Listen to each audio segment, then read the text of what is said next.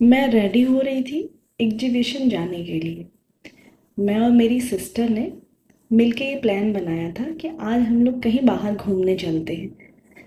तो हम लोगों ने सोचा क्यों ना एग्जीबिशन चलते हैं, बच्चों को भी थोड़ा सा अच्छा लग जाएगा, उनकी आउटिंग भी हो जाएगी। तो फिर इसीलिए मैंने सोचा कि आज कई दिन बाद मौका मिल रहा है तो थोड़ा बहुत तो मेकअप कर लेते हैं। और मेरी बेबी भी खेल रही थी, तो मुझे इसलिए टाइम मिल पाया कि मैं थोड़ा बहुत मेकअप कर लूँ। मुझे मेकअप करना अच्छा लगता है, लेकिन बहुत टाइम हो गया जब से एक्चुअली छोटी है मेरी बेबी, और जब से वो है तो इसलिए मैं मेकअप करना अवॉइड भी करती हूँ और मुझे टाइम भी नहीं मिलता, दोनों ही बातें हैं।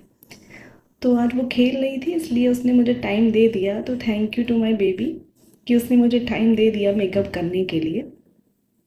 तो मैंने थोड़ा बहुत जो बेसिक मेरे पास मेकअप के सामान थे उनसे मैंने मेकअप किया है।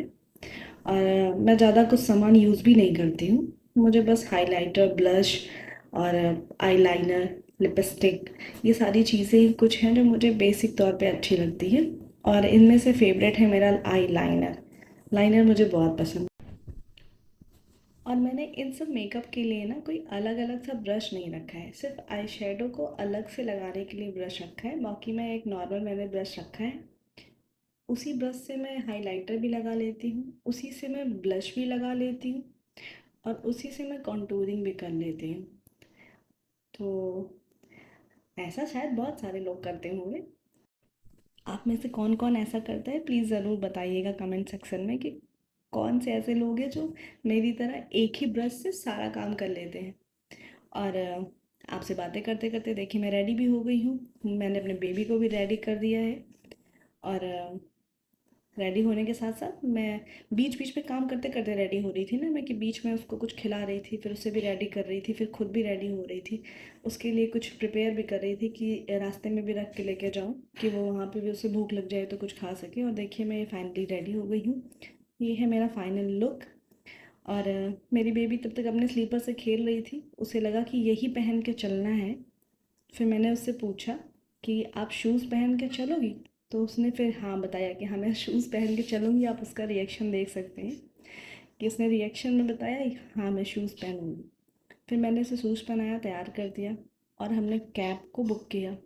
जब तक हम कैब आने का वेट कर रहे थे तब तक मेरी बेबी खेल रही थी।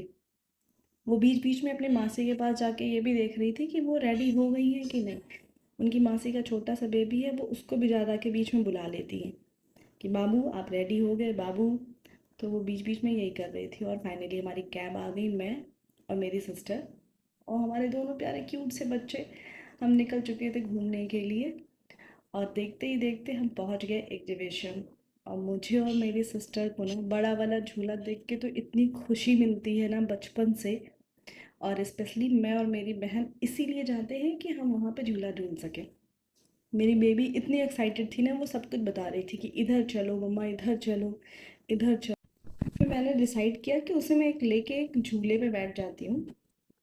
देखती हूँ उसका एक्सपीरियंस क्या होता है। और वो बहुत एक्साइटेड थी और उसका मिक्स इमोशन आ रहे थे उससे, कि वो एक्साइटेड भी और समझ भी नहीं पा रही थी कि क्या हो रहा है, कैसे चल रहा है। उसे बहुत अच्छा लग रहा था। और मुझे भी बहुत अच्छा लग रहा था अपने बच्चे को पहली बार अपने साथ लेके झूले पे बैठना, क्योंकि मैं तो झूलती ही थी। और अब आगे मैं और मेरे बेबी साथ में झूला करेंगे दोनों। मैंने उससे बोला एक बार कैमरे की तरफ देखो, तो उसने कैमरे की तरफ देखा। और फिर हमने उसके बाद आइसक्रीम खाई।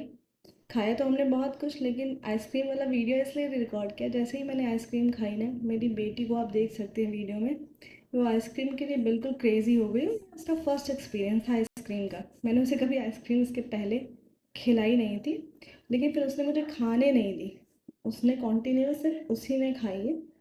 जैसे ही मैं खाने की कोशिश करती ना, वो मुझसे फिर से मांगने लगती कि मुझे दे दो आइस। हम आइसक्रीम खा ही रहे थे, इसी आइसक्रीम खाने के टाइम में ही मेरी बेटी के दिमाग में एक शरारत आती है। आप वीडियो में देख सकते हैं कि वो एक शॉप पे जाती है और वहाँ से एक सामान लेके इतनी तेज़ भागती है ना, कि मुझे खुद भी हंसी आ जाती है, और वहाँ पे आसपास जो लोग थे उनको भी बहुत हंसी आ जाती है।